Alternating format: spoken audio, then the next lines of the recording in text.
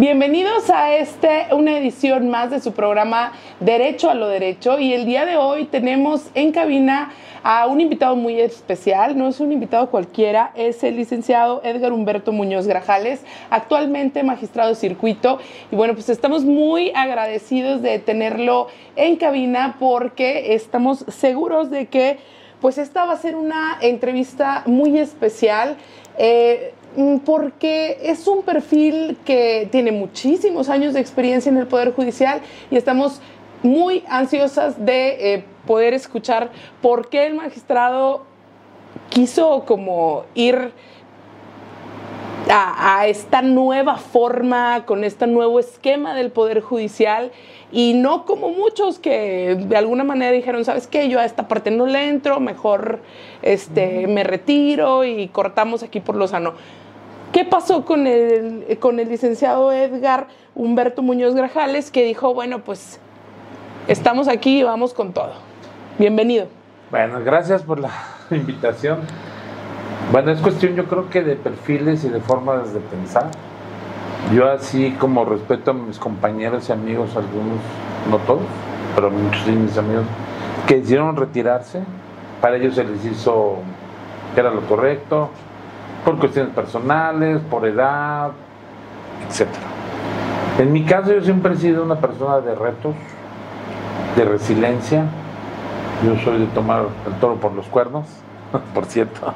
Olé. Y aquí es una nueva etapa que va a vivir el Poder Judicial, inédita, pudiera ser, pero que considero que de acuerdo a cómo estaba mi formación y como venía trabajando, todavía estoy apto para poder servir a la sociedad. Y esto no lo hago como cliché y todo. No, en verdad, desde que yo inicié he sido servidor público y quiero seguir siendo servidor público. No porque no pueda hacer otra cosa, estoy seguro que podría hacer otra cosa gracias a mi preparación. Tengo hasta doctorado, ¿no? Ahorita cuando hablemos de mi perfil, tengo cursos en el extranjero, o sea, eso no es problema. Pero me gusta mi trabajo, es una cuestión que me llena, me satisface, tengo vocación de servicio, y por eso yo decidí quedarme y ver esta nueva etapa, a ver si funciona o no funciona, desde luego. Claro, porque es histórico, este tema es histórico, y la verdad es que ahora sí que no cualquiera le entra al toro por los cuernos.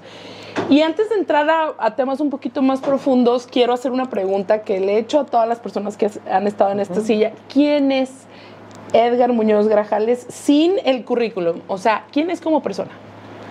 Bueno, pues soy precisamente una persona que le gustan los retos desde que estaba joven. Me casé muy joven, tuve la responsabilidad de salir adelante, lo hice. No digo que solo, porque tenía una pareja que me apoyó en su momento. Y siempre empático, procuro ser empático con todo el mundo. Me gusta mucho hacer amigos. Digo, los que crean en los signos, soy geminiano. Me adapto, soy adaptable a todo. O sea, ¿acaba de cumplir años o va a cumplir años? Ya próximamente, el 13 de junio, por si quieren mandar regalos. Muy bien. Después de las elecciones, también pueden votar, y ese sería un buen regalo, a mi favor, obviamente, ¿va? Claro. Sí, ese es Edgar. O sea, se va a ir muy petulante, pero alguien que siempre busca llegar a sus metas, ¿no? Claro. Arribar. Y yo creo que eso es, o sea, yo creo que todos deberíamos plantearnos eso de llegar a las metas, ¿no? Terminar lo que empezamos, y ese es un tema que yo creo que afecta mucho a la sociedad, que a veces iniciamos proyectos y no los concluimos. Entonces Edgar es una persona que los inicia y los concluye. Sí, hasta ahorita sí. Me encanta saberlo. Muy bien.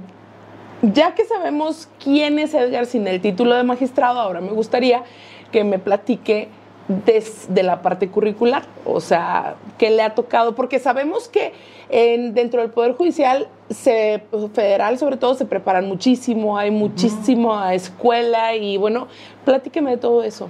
Bueno, yo inicié mi carrera en la Universidad Autónoma de México, soy egresado de la Facultad de Derecho, nací en la Ciudad de México, y después ingresé, bueno, de hecho incluso paralelamente que estaba estudiando el último año, inicié el Instituto de la Suprema Corte. No existía el Consejo de la Judicatura Federal, fue hasta el 95. Yo estoy en el 91, el curso de especialización, que es lo que ahora también es de formación para secretarios. Y posteriormente ya ingreso al Poder Judicial de la Federación. Y bueno, me ingresé como actuario, como oficial, luego fui actuario, secretario de juzgado, secretario de tribunal, secretario de estudio y cuenta de la Suprema Corte de Justicia de la Nación por oposición. ¿Qué significa esto de por oposición? Por examen. O sea, ¿se lo ganó? Me lo gané. De hecho, incluso ahí está, fui en primer lugar en ese examen. Y bueno, ahí después arribé al cargo del juez de distrito igual, por examen de oposición.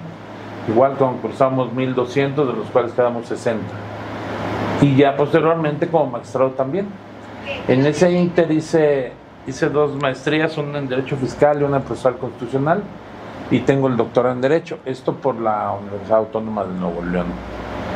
Esto es en lo que es académico, he hecho cursos en el extranjero, de hecho por ahí en mi página está en el aniversario 50 de la Universidad de Salamanca, me escogieron a mí como representante, no porque fuera maestra, simplemente ahí era un alumno más, pero bueno, algo me vieron, ¿no? y me escogieron a mí como representante.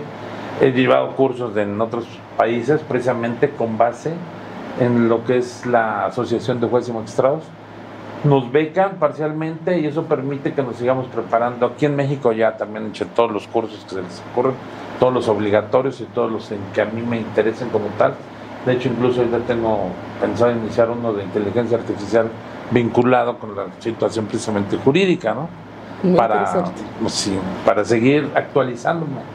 Porque esa es otra de las cuestiones, hay que arribar al cargo precisamente bien y aparte pues mantenerse siempre en eso. Soy académico, tengo más de 20 años dando clases y esto lo hago como una exigencia propia precisamente para estar actualizado, para que no vengan y me cuenten, incluso es que salió esta tesis, ¿no? A veces llego a la clase y les digo, precisamente el día de ayer esta tesis y se quedan así, ¿cómo? Pues porque es mi obligación, claro. Porque cómo voy a resolver asuntos, porque esa es otra, resuelvo asuntos de gente, de que le interesan, la gente pelea su patrimonio, su libertad, su casa, su, no sé, dinero, lo que sea. Todo, vinculado a todo lo que pueda afectarle como un derecho humano, como una garantía. Entonces, eso es lo que uno como juzgador debe de entender.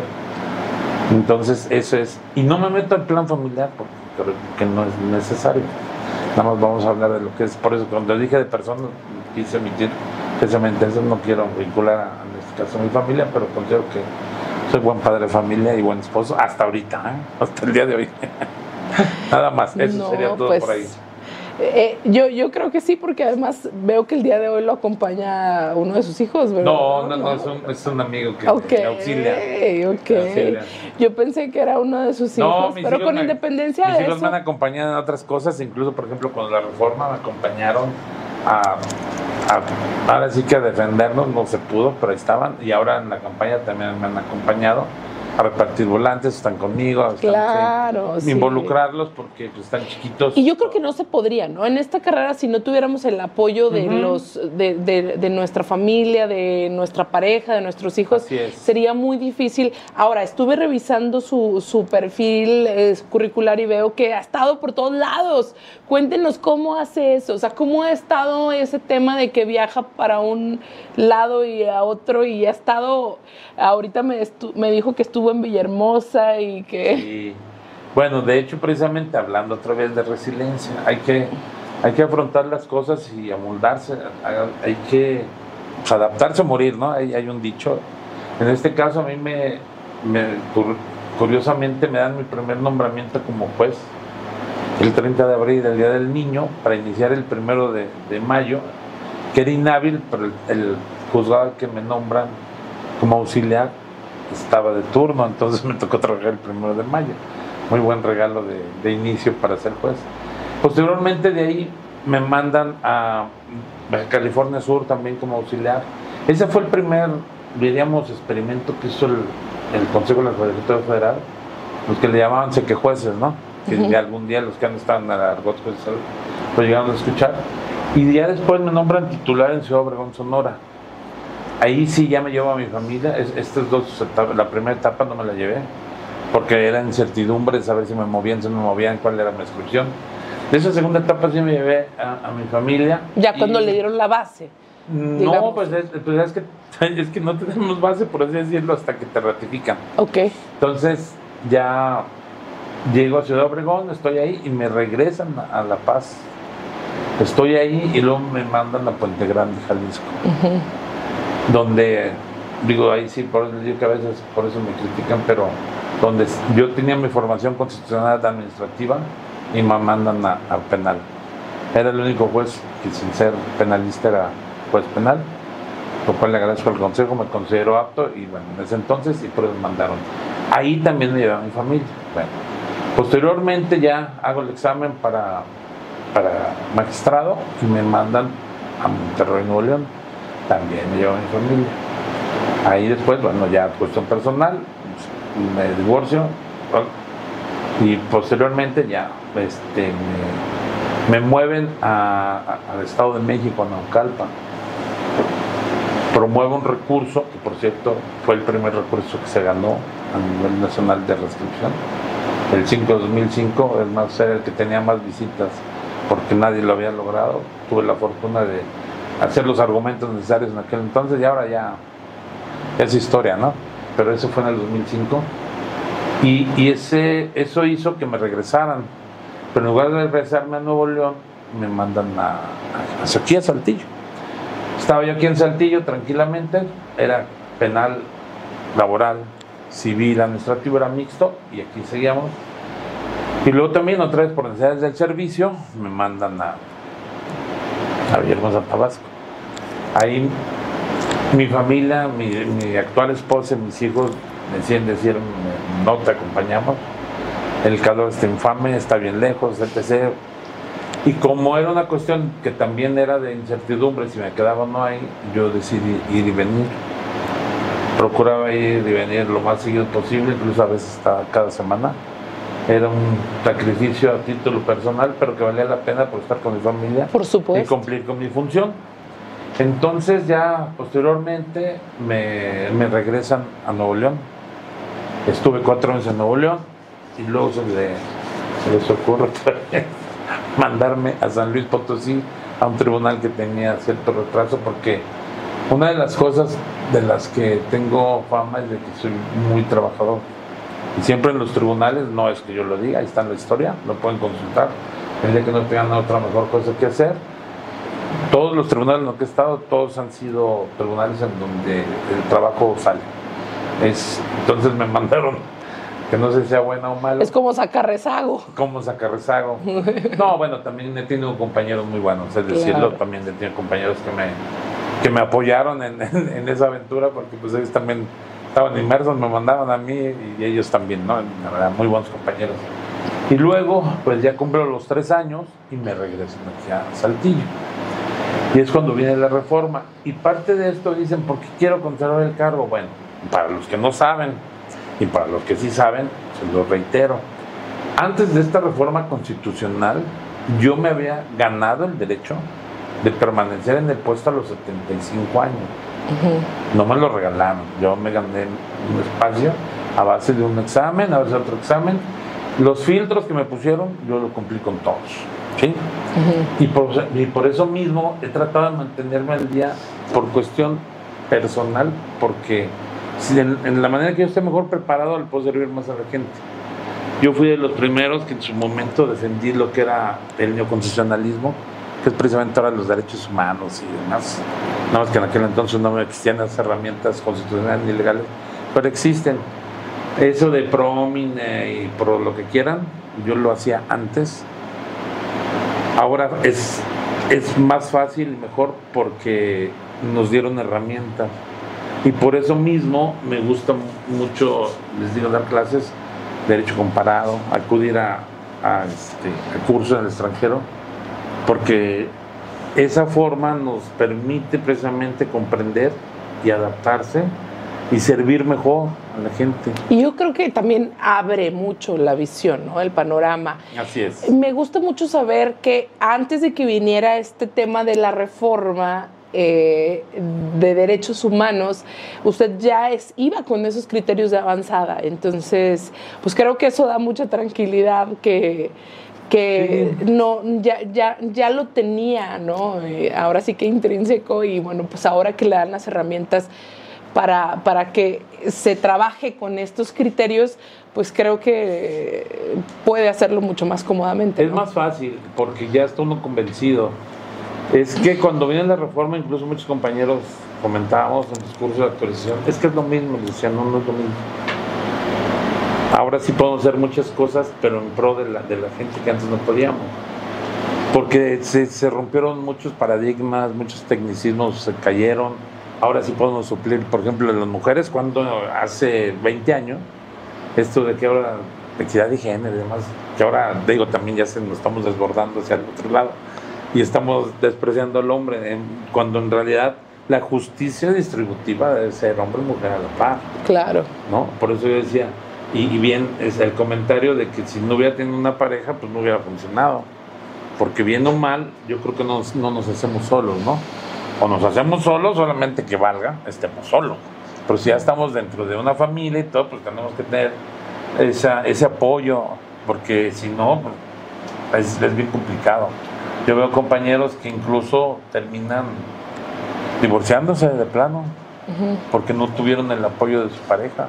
Claro, y es que metiéndose en unos problemas infames. En este ir y venir, me imagino que está complicadísimo. O sea, este ir y venir de que luego estuvo allá y que deciden mandarlo para allá. O sea, suena que, de verdad, que suena a un carácter, pero de verdad de hierro. Pues es que, por eso digo, hay que adaptarse. Es que si no se adapta uno, pues entonces dedícate a otra cosa, ¿no? Le digo Edgar, le digo magistrado, ¿cómo le digo? Como sea más fácil. Es más, por ejemplo, hay una situación, precisamente en la cuestión académica, a veces iba yo por las aulas y me decían, doctor, y me cuenta, me decían magistrado, y yo decía, es algo que me llaman, pero Edgar me encanta, fue lo primero que fui. Claro. Mi madre me hizo el favor de ponerme ese nombre que primero que hoy por hoy, sí, hoy por hoy Edgar Humberto se pasa así como de, a lo mejor en aquel entonces mi mamá le gustaban mucho las novelas, ¿no? Edgar Humberto. Edgar Humberto, sí. Sí, muy no, bonito Edgar nombre, Humberto, por cierto. Sí. Quiero saber, vamos al grano. ¿Tiene algún padrino, algún familiar en el Poder Judicial Federal? Claro, algún sí. Mi padrino es mi cerebro y que me llevó. Aquí voy a ser honesto, hubo gente que desde luego me brindó la oportunidad de aprender con ellas. Sería yo muy ingrato de no reconocerlo. Pero bueno, eso no, una oportunidad de aprender no es lo mismo como... No, pero sí te van llevando. Yo inicio en el Poder Judicial, entro como oficial judicial y la primer jefa fue mujer, la secretaria de acuerdos, muy linda, cosas, ¿no? Hay muchas críticas, pero sí algo muy bueno que tiene la mujer es eso, que es más cuidadosa.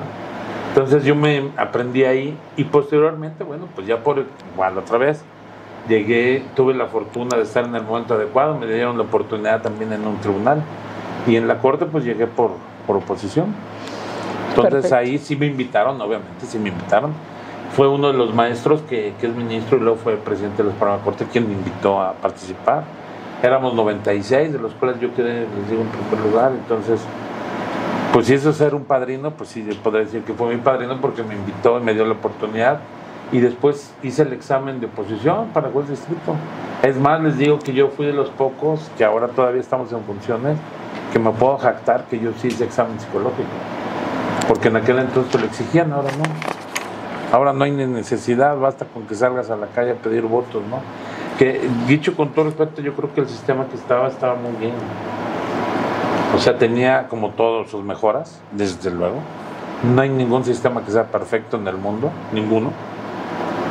Pero incluso no sé si han visto el meme que se hizo del presidente de la Suprema Corte de Justicia de Estados Unidos, ¿no? Que dijo los jueces no deben de estar saliendo a hacer chistes y payasadas para poder ser jueces. Y obviamente se refería a lo que estamos haciendo, ¿no? Sí, la verdad es que esta parte es complicado, ¿no? Como que yo les he preguntado a otras personas que han estado aquí, que me han dado esta confianza. Bueno, si toda la vida construiste una carrera judicial, ¿Qué piensa ahorita Edgar Humberto de que, bueno, y todo o sea, ahora sí que todo el esfuerzo que tuve de construir esta carrera judicial y de construir el Estado de Derecho como el que tenemos ahorita, si me explico, o sea, que ya todo eso quedó atrás, nos olvidamos de eso y ahora... Pues es el soporte. Claro. Precisamente es la diferencia que tenemos los que estamos, por ejemplo, yo que estoy en funciones, ese es el soporte y la diferencia con los que aspiran, que lo he mencionado en algunas otras entrevistas que me han hecho, que pues, perdón por la expresión, pero que deshonestos intelectualmente, ¿no? O sea, no tienen ni la capacidad ni el conocimiento. He visto, por ejemplo, TikToks y Instagram, que ahora ni veía, ahora ya tengo que verlos casi diario. Es parte de. Tiene que estar en todo. Parte de. Donde, por ejemplo, uno decía, no, es que el presidente de la República nombraba a los jueces y magistrados, eso ya se acabó. Y yo decía, ¿cuándo? ¿Cuándo nombró un magistrado federal? Ya éramos por examen, ¿no? Ahora sí va a ser diferente, vamos a renovar la justicia. Ah, caray, o sea, ¿qué le piensas cambiar para bien, según esto? Ahora sí voy a resolver, ahora sí se van a resolver en tiempo. Dije, en la vida han hecho una sentencia. A mí me han preguntado que por qué de ahí hay rezago. Les digo, porque nos rebasa el ingreso sobre el egreso. Nos falta infraestructura, es una de las, ahí en Conóceles, precisamente, pues, nos falta infraestructura, capacitación, nos falta personal, porque al final, y esto es bien fácil, si ingresan 250 asuntos por mes y solo se pueden egresar 200, se nos quedan 50. Cuando volteamos a los 6 meses ya tenemos 300, cuando volteamos al año ya tenemos 600 y cuando volteamos a los 2 años ya tenemos 1200. Entonces obviamente hay que poner más capacidad humana para poder enfrentar ese... Ya le he dicho, a propósito de derecho comparado, a no irnos más lejos, España. España tiene 2.500 jueces a nivel federal y nosotros nada más somos 1.800 y tenemos una población al doble. Sí, claro. Entonces, sí hacemos el esfuerzo. Yo, por ejemplo, estaba en San Luis y el ingreso nos permitía y estaba yo resolviendo asuntos de agosto y a mí me cambian en octubre, o sea, entre los 3 meses, lo que marca la ley. Pero llego aquí y me encuentro con que hay un rezago porque el tribunal humanamente no es posible. O sea, si egresas más sentencia, corres el riesgo. Y yo hago este comentario, si leyéndolos, estudiándolos, corremos riesgos, porque al final del día somos humanos. El que me diga que nunca se ha equivocado, pues va a estar en el Olimpo, está muerto, porque no hay otro. Todos los seres humanos, por alguna razón, en algún momento cometemos un error. Entonces, si así estudiándolos, si así revisando, corremos ese riesgo, sacándolos así a destajo, por eso, ahora que están los candidatos y que hablan y que digo, o sea, lo único que tienes es que eres simpático, lo único que tienes es que naciste en Coahuila, lo único que tienes, eso es lo que le quieres aportar a la gente. ¿En serio? Eso es lo que, porque, vamos, ni currículum tienen algunos. Claro. Algunos son compañeros que son secretarios, bueno, ahí cuando menos algo tienen, ¿no? Porque están dentro de ese proceso de que llevamos todos. Pero unos que en su vida, bueno, me atrevo a decir que ni siquiera han estado en un juzgado, en un tribunal. Y alguien, ¿verdad? Como por ejemplo, hacer un acuerdo, ya no digamos una sentencia. Y luego en este caso, no, pues es que revisen más. Ajá. Toda la gente te pide que revisemos más, pero también te piden que los hagamos bien. Entonces, sí, a veces es posible, pero no siempre es posible. Hay asuntos gigantes y aquí viene lo curioso, ¿no? Te vale lo mismo una inconstitucionalidad de todo un bloque normativo de la ICR que un sobreseimiento por una omisión, ¿no? Un asunto de 500 hojas con un asunto de 10. Vale lo mismo. Y para el quejoso es importante tanto uno como el otro, y nosotros tenemos que dar el mismo valor y nuestra responsabilidad es hacerlo bien para todos. No podemos decir, ese asunto no importa. Claro que sí importa, es de una persona que promovió un amparo. Es como por ejemplo con la cuestión de la pandemia, se recurrió mucho ahora a la cuestión de salud, cuestión del medio ambiente. Antes eso no era tan común, ahora sí la gente, oye, es que no me quieren atender mi padecimiento, no me quieren dar las medicinas, ¿no? Cuestiones como esas. En la pandemia, oye, me quieren cortar la luz y yo estoy enchufado en porque estoy en la pandemia y me quitan eso y me muero. Migrantes aquí que no tanto, pero por ejemplo en San Luis era muy común detenerlos y deportarlos, o incluso dejarlos encerrados. Las autoridades los dejaban encerrados 3 días, 5 días, un mes, cuando estaba prohibido por la Constitución. Bueno, está prohibido por la Constitución. Cuestiones como esas, entonces todo eso es lo que resolvemos, entonces todo eso es lo que tenemos que estar preparados. Por eso digo que hay mucha gente que se oye feo, pero pues no, por el puesto. Es que ganan bien, es que sí, pero incluso para lo que hacemos yo creo que estamos bien pagados en el sentido de que es una responsabilidad muy grande, muy grande. Yo puedo atreverme a decir que a lo mejor en algún asunto por fuera, un litigante gana 10 veces más, pero bueno, pues así son las reglas también, ¿no? Claro. Si él hace su trabajo y se lo pagan, pues también qué bueno, ¿no? Sí, claro. No va a poner a criticar que él gane más, no. Simplemente que cuando dicen, es que ganamos demasiado, digo, no, yo creo que ganamos, si acaso, lo justo. Por ejemplo, nosotros tenemos como 10 años que nos aumentan y ahí seguimos, y no repelamos, nada, estamos. Yo creo que es mucha vocación de servicio, ¿no? Mucha vocación, es que eso es lo que les digo, hay que tener la camiseta bien puesta. Ahorita está mucha gente que está aprovechándose, está siendo oportunista, la verdad. Ajá. Porque nunca en su vida presentó un examen y van a decir, es que nunca me dieron la oportunidad. No, y aunque te la hubieran dado, no tienes la capacidad. Pero esa es una de las cosas. A ver, yo, por ejemplo, para lo que sirvo, para esto. Yo no me iría y diría un coche a arreglarlo. No soy ni eléctrico ni mecánico.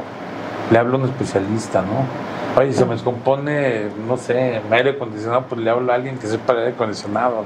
Claro. O sea, hay que ser honesto con uno mismo y rendir mi capacidad y ponerla al servicio de lo que sé hacer. Yo creo que hay una frase que se va a escuchar trillada, pero el primer acto de corrupción es como postularte para un cargo para el que no estás preparado. Y bueno, en este punto a mí me parece muy importante saber qué opinión le merece el riesgo al que se enfrenta el Estado de Derecho con esta situación en la que están contendiendo. Le toca a personas con tanta experiencia como usted contender con personas que, o sea, apenas unos años litigando, apenas unos años de egresados, porque incluso hay personas que tienen poquitos años de haber egresado y están contendiendo para cargos muy importantes, o igual hay personas que tienen algunos años ya siendo jueces en el fuero común, pero están contendiendo para un cargo de magistrado de circuito que pues nada tiene que ver una cosa con la otra, de hecho, ¿no? Pues otra vez hablamos, precisamente yo les digo que, hablando, una ocasión que me invitaron a hablar precisamente de corrupción, de que los jueces, los magistrados, yo les dije, en principio, desde que se presenta una demanda y echan mentiras. Y su contraparte, con tal de ganarle, hace lo mismo o ofrece pruebas falsas. Nosotros tenemos que resolver con base en lo que tenemos ahí. Cualquiera que sabe, es constancias. Yo siempre les digo a mi secretario, ni contra constancias ni contra jurisprudencia. Sí, porque no podemos cambiar la historia. Y me dicen, no, es que a veces la historia jurídica no es la misma que la real. Pero yo no conozco la real más que a través de lo jurídico. O sea, me tienen que llevar las pruebas y demás. Yo no puedo decir, es que creo, es que no. Incluso con la circunstancial, los que saben de penal, tienes que partir de hechos veraces para poder arribar a una conclusión. Claro. No puedes suponer o inferir o presumir, no, salvo lo que la propia ley te permite. Entonces, ahí es donde yo digo, bueno, otra vez regreso, aquí se debieron de haber postulado, yo creo que los que de una u otra forma sí están preparados. Hay compañeros, secretarios que también están preparados, a lo mejor les falta experiencia, les falta mucho bagaje, lo que quieran, porque digo, muchos hicieron examen y no lo aprobaron, y no es que les echen mala onda, pero simplemente es la realidad. Pero de plano, los que nunca en su vida han pisado un juzgado, no saben ni a lo que se están metiendo, ¿no? Y se atreven a mentirle a la gente, abiertamente decirle, voten por mí y esto va a cambiar. ¿Cómo? Me hubiera encantado que hubiera una varita mágica, que estuviéramos con Harry Potter y órale, no se puede. Este es todo un proceso, y lo mismo nuestra formación, es todo un proceso. O sea, aquí no es porque yo diga, yo soy el mejor por ser el mejor, no, simplemente porque tengo el conocimiento y tengo la experiencia. Insisto, también he cometido errores, yo creo que, no sé, nunca me he enterado porque nunca han salido a la luz, pero yo me imagino que sí. No creo que sea después de 50,000 sentencias que ninguna haya... 50,000 sentencias yo creo, es uno. pues además échale 40 años empecé en el 91 para acá, o haciendo ya sentencias como actuario. ¿Para acá cuántos años son? Más los años que estuve apoyando, pero bueno, fácilmente, por ejemplo, aquí tuvimos asuntos donde estuvimos 3,500 asuntos por un año, por ejemplo. Bueno, dejémoslo en 25,000 para que no diga, para no ser tan presumido. Bueno, de esas 25,000. Bueno, a ver, ya que llegamos a ese punto de esos 25,000, quiero que le platique a la gente qué decisiones ha tomado en su cargo, que estoy segura que muchas, ya nos habló algo de eso, pero qué decisiones ha tomado en su cargo que han cambiado la vida de las personas. Denos un ejemplo de la vida real. Un ejemplo de la vida real, incluso aquí, para no hablar de otros. Uno de la vida real muy bueno, que cuando era secretario se dio cuenta en la Suprema Corte, a un abogado se le ocurrió, y lo digo con todo respeto, y qué bueno que lo hizo, controvertir y decir que el artículo 22 del Código Fiscal de la Federación era contrario a la Constitución porque no permitía que se le devolviera actualizado al contribuyente. Me toca a mí como secretario de Cuentas, se lo planteó el señor ministro, y yo, tienes razón. Y a partir de ahí se modifica el artículo 22 del Código Fiscal, que ahora todos lo ven así, bueno, ahí era como secretario. Bueno, en Puente Grande, pues procesé al famosísimo Chapo, uno de tantos procesos, no todos. Pero vamos a hablar de aquí, del Saltillo, cuestiones que me acuerden. Me tocó el asunto de Castaño, ustedes lo vivieron, ¿sí se acuerdan, no? Claro. El asunto de Castaño, o sea, me tocó ser ponente, en donde, bueno, pues se le negó el amparo a en este caso a los soldados, porque habían cometido delitos. Me tocó la evasión de reos también, aquí, en donde se determinó que el custodio no había cometido el delito, se decretó su libertad. Me tocó un asunto de estado de emoción violenta, que es una situación que no todo el mundo conoce, pero que eso se originó en la Ciudad de México, precisamente en un asunto en donde le pintan el cuerno a un tipo, y lo digo así coloquialmente para que se entienda, ¿no? Claro. Y pues le priva de la vida a él y a la señora. Como el caso de O.J. Simpson. Bueno, por ahí sí no lo agarraron. Se murió ya. Pero más o menos, algo así. Y entonces aquí me toca un asunto en donde me quedó muy grabado, precisamente por eso digo que antes de que existiera esto, una mujer, una señora, priva de la vida a su marido con una plancha. Y en el foro común le decretan pues, homicidio, incluso me acuerdo, hasta calificado creo lo pusieron. Y llega el amparo y alegaba el abogado estado de emoción violenta. Y dije, sí existe. Platiqué con mis compañeros, hice el proyecto, ahí está el asunto, y se le decretó su libertad. Esto fue porque el señor la agredió por años, nunca la golpeó, fíjense, pero siempre la denigró, siempre la molestó. Y entre otros, lo que fue muy contundente, aparte de los periciales, las testimoniales de los propios hijos. Enhorabuena. Donde dijeron, efectivamente, y mi mami siempre sufrió porque mi papá era un grosero con ella y demás. Entonces enloquece, porque sí enloqueció, por eso se le está emocionando. Y cuando la agrede él, oye, no seas tal por cual, y le insulte y demás, no me has dado de comer y se pone loca. Ahora sí que perdón, pero se pone loca porque así es. Esta emoción violenta es eso, pierdes la cordura en un instante y le prueba la vida cuando se decreta. Y pues de varios, bueno, pues otros, pues, por ejemplo, tuve ahí en San Luis, migrantes. Me tocaban las vacunas, los primeros asuntos de vacunas, ahí están. Es más, ahí por ejemplo, me acuerdo, hay tesis que hice desde secretario, se di cuenta, que siguen siendo desde el 97 y siguen siendo válidas.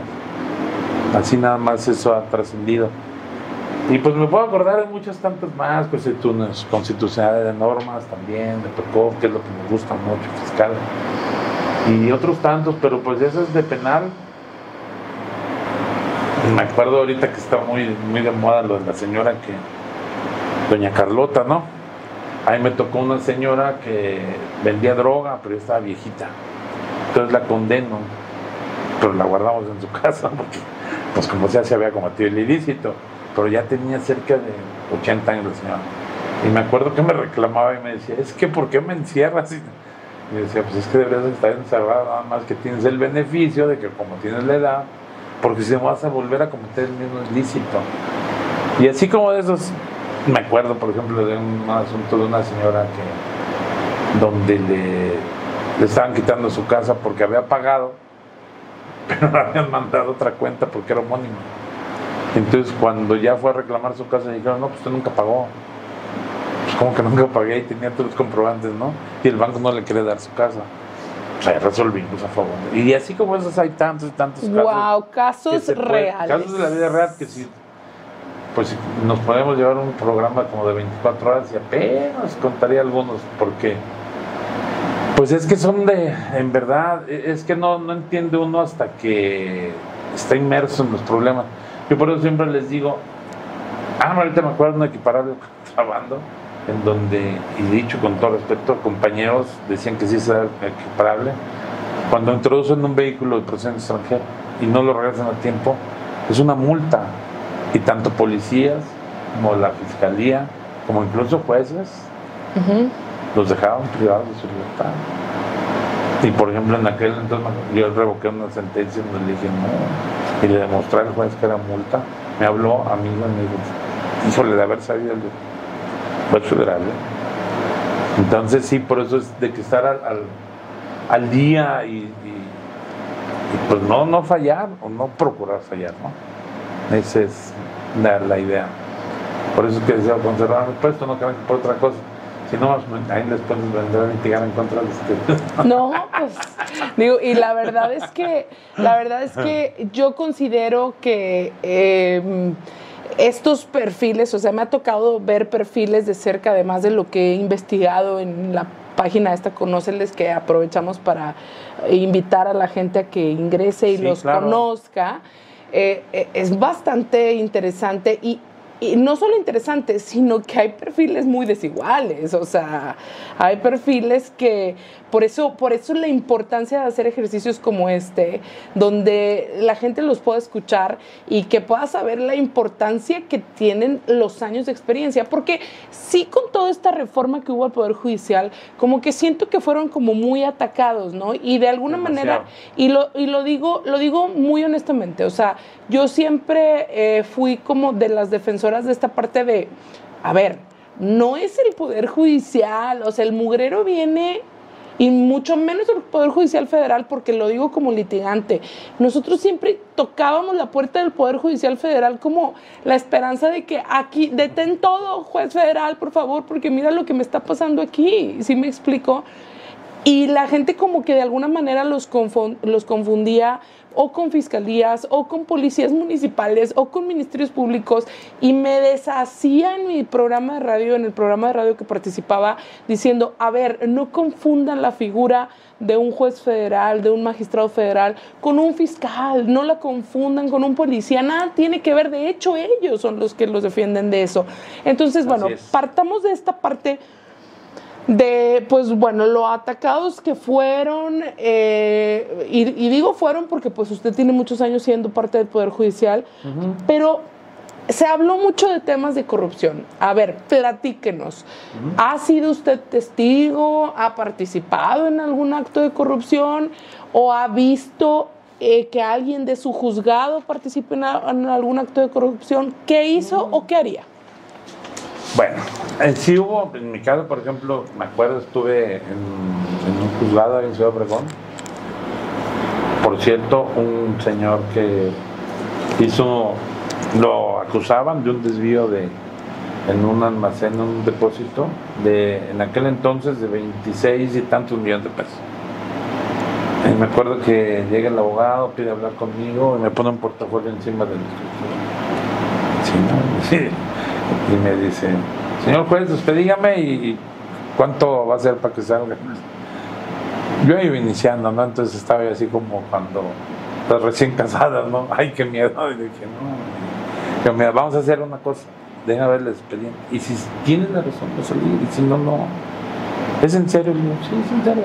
Bueno,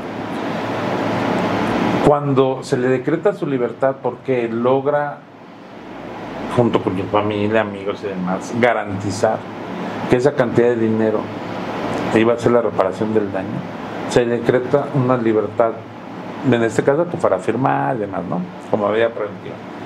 Y me acuerdo mucho que pidió hablar conmigo y me dijo, mire, me da tanta tranquilidad saber que si usted no se vendió ahorita, cuando venga la sentencia, pues tampoco, si es que soy inocente, que sí lo soy, me dijo. Le dije, sí, tienes esa seguridad, pero me cambiaron y me mandaron a otro juzgado, me mandaron a Baja California, que por cierto, otro asunto, que también dicté la sentencia, muy famoso del Llano del Baturi, donde bajaron 20 toneladas de coca, o eso decían los autos, ¿no? Ya no voy a poner a decir sí o sí no, que había comprado el ejército, que había comprado la policía, que no sé qué, y a mí me tocó ese asunto. Y ese asunto, cuando dicto la sentencia, inmediatamente me cambian a Puente Grande. El consejo en aquel entonces, lo que ahora ya es legal, de que es un juez de proceso, un juez que dicta la sentencia, un juez de ejecución, lo hizo, pero, o sea, uno hizo el proceso, yo llegué a sentenciar y después otro ejecutó. Yo me fui. Lo hicieron sin que fuera obligatorio, pero se les hizo sano para que no fuera el mismo juez. Claro. Y estuvo bien. Bueno, ese, por ejemplo, también.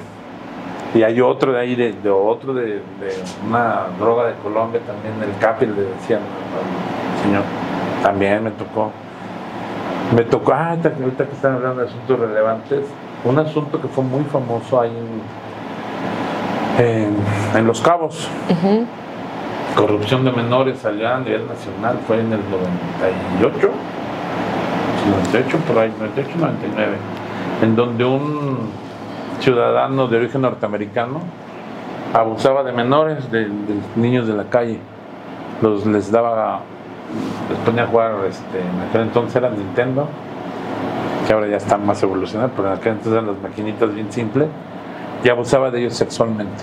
Ese asunto también me tocó a mí, lo dejé ya nada más para que sentenciaran, porque pues ya yo llegué a misión y me cambiaron a Puente Grande, pero ese asunto también me acuerdo que él insistía mucho por ser norteamericano. Y dije, pues será lo que sea, pero si lo hiciste, y ahí te dejé todo listo. Y así como esos, pues es que les digo que me pasaría aquí una semana platicando de estos asuntos. Estoy segura de eso. Entonces, sí, eso sería. Pues la verdad es que bastante valiente contarnos esta historia, por ejemplo, en donde le ofrecen o le ponen este portafolio y finalmente la sentencia que se emite fue favorable a ellos, pero esto no, o sea, que usted no tenga ese temor de venir a platicarlo, porque, o sea, eso me habla como de, pues, de ese valor que hay para enfrentar las cosas. Y es que una cuestión, yo por ejemplo recibí amenazas, tuve custodia de mi familia, de mi persona, y una de las cosas yo les decía, lo que te da tranquilidad de estar, por ejemplo, aquí en un restaurante, en la calle, que siempre va a haber gente loca, ¿no? Eso me queda claro, gente que te puede atacar y decir y inventar cosas, porque aquí viene otra de las también que también es una deshonestidad, por ejemplo, cuando hay asuntos en donde alguien, a sabiendas que no le asiste la razón, quiere obtener una sentencia favorable, no la logra y le echa la culpa al juez. Claro. Es que el juez se vendió a quién y revisa la sentencia cualquier otro y dice, no, pues estuvo bien dictada, ¿no? A mí me tocó, por ejemplo, una interpelación personalmente a una senadora que me dijo, esa sentencia usted favoreció. No favoreció a nadie. Ni le dije, incluso, ¿usted es abogada? Sí, y entonces si esa abogada no le entendió o qué. Se molestó, obviamente, a la senadora, ¿no? Porque le contesté así. Pero le dije, ese asunto lo puede revisar cualquier abogado, cualquiera, el que quieran, y les prometo que va a decir que está bien dictada. Porque esa es otra, precisamente en asuntos tan delicados, sería mentiroso decir, pues que si le pongo cuidado a todos, pues a veces un poquito más, ¿verdad? Entonces es más, me acuerdo de una ocasión cuando se dio muy común Eso, los casinos, aunque los cerraron. Entonces me acuerdo que yo ya no estaba, precisamente estaba creo que en Tabasco. Y uno de los magistrados, no me gusta dar nombres para no echar nada. Y me acuerdo que me habló y me dijo, oye, que van a hacer una visita extraordinaria y estos asuntos. Y le contesté con toda la frialdad del mundo. Los míos están bien dictados y los de ustedes, yo los revisé, yo no les veo problema. Que llegue y que hagan la visita extraordinaria. Claro. Pues aquí estoy. Sin miedo. Nunca pasó nada. Me hicieron una visita extraordinaria, 2 visitas extraordinarias en Puente Grande, porque precisamente por uno por el asunto del Chapo y otro asunto. Y yo me acuerdo que les dije, pues que vayan, que revisen, no me importa. Vayan y revisen, no encontraron nada, porque no había nada. Claro. Esa es una tranquilidad que puedo tener. Que me inventen cosas, pues es lo que les digo, si un árbitro de fútbol le mientan la madre porque marca un penal. Que se puede esperar uno. ¿Miento? Bueno, ahora que al revés, ¿no? Que pasó con un equipo de aquí del norte. Ahora le acusan igual que a la América de que no, de que se robó un penal. Y que, ya ven, para que vean que todos se equivocan. Bueno, sí, seguimos. Sí, no se preocupe, no se preocupe, es un gusto escucharlo. Es mi parte de ser, perdón, así soy. ¿Qué opina de las críticas ciudadanas que dicen que los magistrados viven aislados en una burbuja de cristal y que ganan muchísimo? Ya nos platicó algo de este tema de los sueldos, pero se cree que están súper privilegiados y que como si en otro mundo, ¿no? Sí, es una de las cuestiones que yo creo que se trata de personalidad y también de cómo se fue formando la institución. Estábamos muy aislados, es cierto. Sí es parte, yo insisto, por ejemplo, parte de la culpa de que la gente no nos apoyara fue que no conoce lo que hacemos. Aún ahora no conoce bien lo que hacemos. Nos confunden. Yo, por ejemplo, llego a Nuevo León y me nombran mis compañeros coordinador. Y lo primero que hice fue buscar relaciones institucionales, pero para poder beneficiar a la gente. Ejemplo, lograr que en la academia y nosotros, los magistrados del Fuero Común, con los del Fuero Federal se conocieran para que si había una sentencia, tuvieran la confianza de decir, ahí está el oficio, dime qué hay que hacer, pero esto en beneficio del particular, en beneficio del que había obtenido una sentencia de amparo. Y no, como dicen, precisamente eso, no, es que los magistrados federales están en el Olimpo y no, yo les decía, no. Y invité a compañeros a dar clases, a que se acercaran a la gente, también porque eso era otra. No nos invitaban porque decían que no nos prestábamos. Y yo llegué, fui coordinador de la maestría de amparo ahí en Nuevo León, 16 años. Incluso traje la maestría aquí a Saltillo, un año, una maestría de 3 años, pero aquí estuvieron. Entonces todo eso es cuestión, yo creo que también de personalidad. Aquí muchos de mis compañeros, otra vez sin dar nombres y sin generar acusaciones, sí se vuelven medio loquitos en el buen sentido, porque se convierten en dueños de la gente. Eso del acoso laboral, porque el acoso sexual, digo, está deprimente y es horrible, ¿no? Pero el acoso laboral también es feo, porque es de que tú llegues a trabajar y además le eches muchas ganas y como sea te tienen ahí como loco todo el día, porque se le ocurre, por ejemplo, a un compañero llegar a la 1 de la tarde y firmar a las 8 de la noche, inventes, ¿no? Claro. Y ahí está el personal todo el día. Porque los obligan. Y sí tuvieron que llegar a las 8 de la mañana. 8 de la mañana. Sí, no, claro. Lo peor, por ejemplo, uno que ahora son de los que más critican, les descontaba. Decían, no inventen. Claro. O sea, sí hay cambios que hacer en el Poder Judicial. Claro, sí hay cosas yo creo que como toda institución, ¿no? Muy bien. ¿Y cuáles qué cambios son parte de su plan de acción? Porque, entiendo que y es muy cierto lo que comentaba hace ratito, o sea, no puedo yo venir a decirles, les prometo que ahora, porque entonces sería como un poco... Decir que lo que decimos lo hicimos mal. Claro, sí, como pues, negar su pasado, que es un pasado bastante honorable y bastante de presumir, honestamente, y entonces, pero tiene que ofrecer algo... Entiendo porque está pasando por una candidatura. Bueno, digo... Yo lo que les ofrezco es que aquí viene un detalle muy importante. que también me he encontrado en TikTok y todo, ofrecen cosas imposibles. O sea, es que ahora va a haber más defensores públicos. Pues eso no depende de un magistrado de circuito. No es mi competencia. Pero eso sí lo puedo ofrecer a alguien que vaya a disciplina.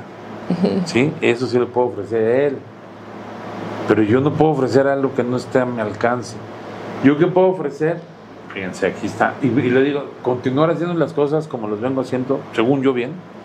Y si no, como les digo, ahí están las instancias.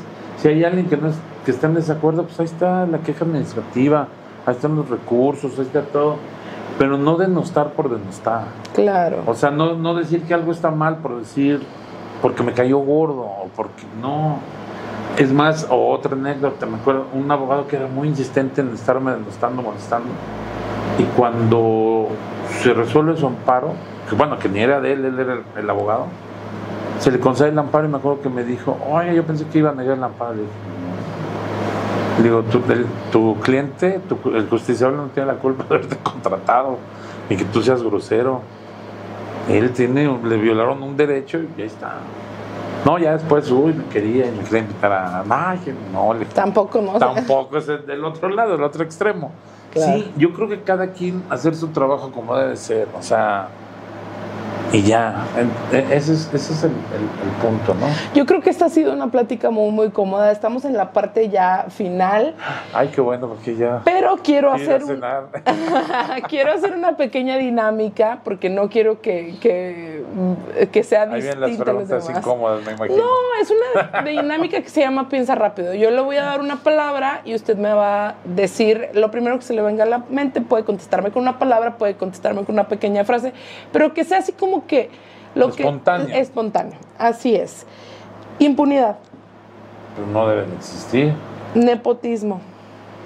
Sí, siempre y cuando sea, como les digo, con filtros. O sea, si alguien se ganó su puesto, o sea, vamos, estaría yo en desacuerdo con el dedazo, sí. Pero si alguien se lo ganó, con independencia de que sea familiar, perdón, pero pues ahí está ahorita la que es candidata a ministra, es hija de Olga Sánchez Cordero, la que fue ministra de Suprema Corte. Y no porque sea hija de Olga Sánchez Cordero. Pero si está preparada y votan por ella, pues, ¿me explico? Ajá, claro. Sí. Sentencias que destruyen vidas. Las mal hechas, yo siempre les digo, cuando actúas de buena fe, no hay problema. Pero si actúas de buena fe, sabiendo que vas a hacer a alguien, ahí se acabó. ¿Y se corre ese riesgo? Si eres descuidado, si eres irresponsable, si no cumples con tu trabajo, desde luego. Y si llegan personas que no tienen la capacidad, se corre ese riesgo, la gente está corriendo. Grandísimo, sí, porque yo incluso he hecho el comentario, porque esta pregunta me la han hecho. Pues quien va a resolver va a ser el secretario, y esperamos que resuelva bien.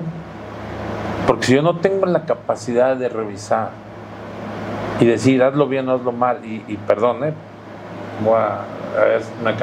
presentaron un recurso de queja, una compañera secretaria, ella convencidísima que en favor de las mujeres y todo. Le dije, no, sí, hay que estar en favor de las mujeres, sí, siempre y cuando de veras esté correcto.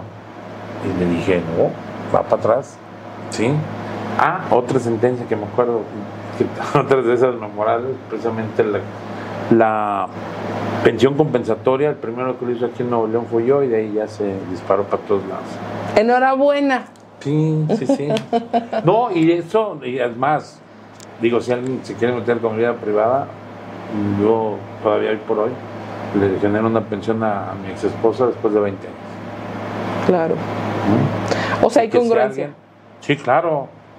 Sí, de hecho he sentido gratamente que me han puesto de ejemplo, precisamente decir, ¿por qué no le haces como a él? Porque esa es otra, híjole, este es un conflicto.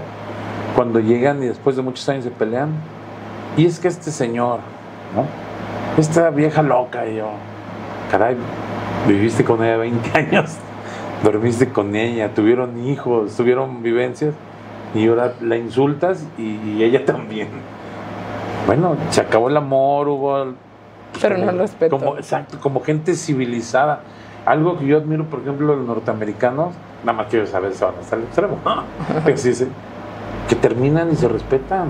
Claro. E incluso salen hasta con las nuevas parejas, que eso yo no lo haría.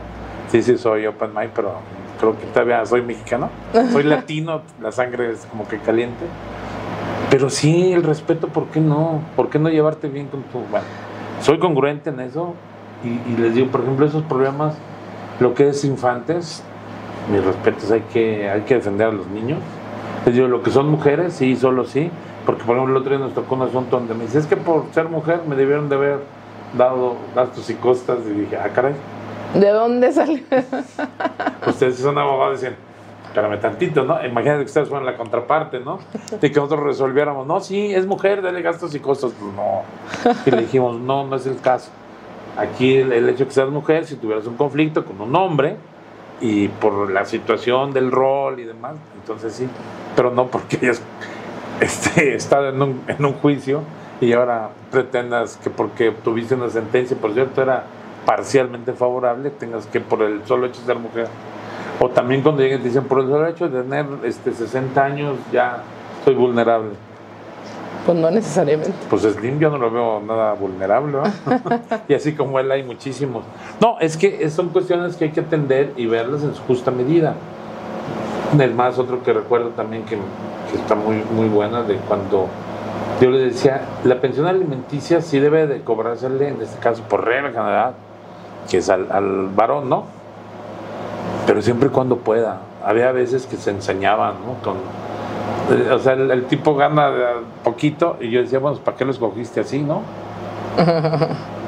Digo, también es culpa de la mujer haber escogido una pareja que no puede generar mayores ingresos.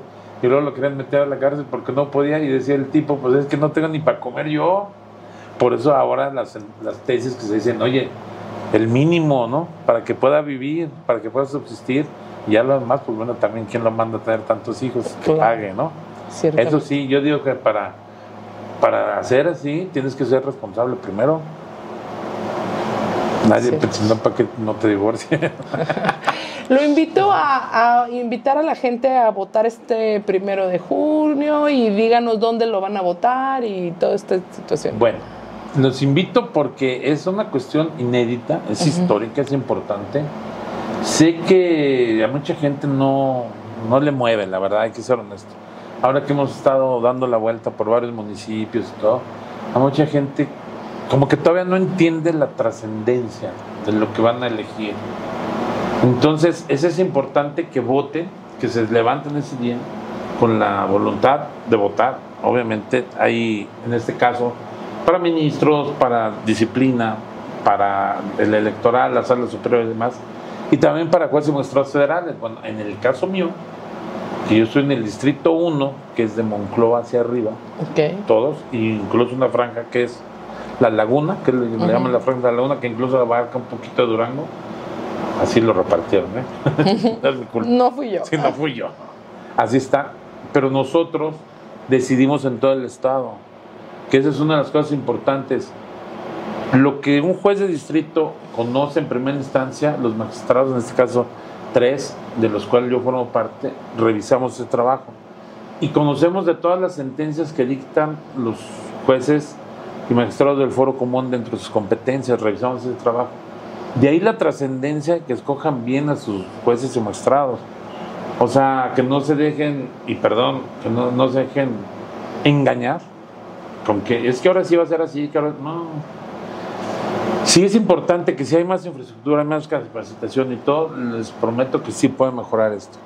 Y sobre todo buscar los perfiles. Hay gente, y lo digo bien, hay compañeros que cognitivamente son muy buenos, tienen una memoria privilegiada, son todo, pero no tienen ángel, no tienen esa inteligencia emocional que se requiere para atender a la gente, o sea, pues para resolver un asunto no como un papel, sino esto va inmiscuido un ser humano que está pidiendo precisamente que algo que le está haciendo arbitrario, porque esa es la función del Poder Judicial de la Federación, el ser el contrapeso de los otros dos poderes. Entonces, si escogen mal, bueno, o si no escogen, también si no se levantan y no votan, pues también si les tocan unos jueces nefastos, pues ahí de mí se acuerdan, ¿no? Claro. Claro que si me escogen a mí, los voy a felicitar. Soy la boleta rosa número 19 Distrito 1, Tribunal Administrativo y Civil. Ya les digo, yo creo que soy la mejor opción, ni modo que no me venga a recomendar, ¿va? Porque tengo la capacidad de estudio y también tengo la experiencia para hacerlo. Y tengo la voluntad de seguir haciéndolo bien, según yo. Y si no, pues ahora sí que como buen abogado, a las pruebas me remito, ¿no? Enhorabuena, y esto pues ha sido todo en Derecho a lo Derecho, una edición más, y bueno, muy pronto lo podrán ver también ya este video en YouTube y en todas las redes sociales. No sé si quiere invitarlos a seguirlos en sus redes sociales. Claro, sí, con mi nombre, Edgar Muñoz Grajales, estoy en Instagram y en TikTok estoy como Edgar Muñoz Grajales, pero está como Juez Dredd. Es el personaje de Sylvester Stallone, que aclaro, ese TikTok yo lo abrí hace como 8 años. No es nuevo. No es nuevo, no es de ahorita que yo quiera, no. Y la verdad, porque la película en aquel momento me generó gusto y demás. Puede generar controversia, pero no, pues ese juez, no, como sea, era un juez. Muchísimas gracias, y esta es su casa. Espero que nos volvamos a ver pronto y que sea... Ahí en la casilla de votación, no votan ustedes allá. No, allá no, pero espero que nos volvamos a ver pronto y bueno, pues porque estoy segura que cosas para compartir tiene muchísimos y ojalá que nos vuelva a dar la oportunidad de platicar en otro momento. Gusto. Gracias. Ándale, hasta luego.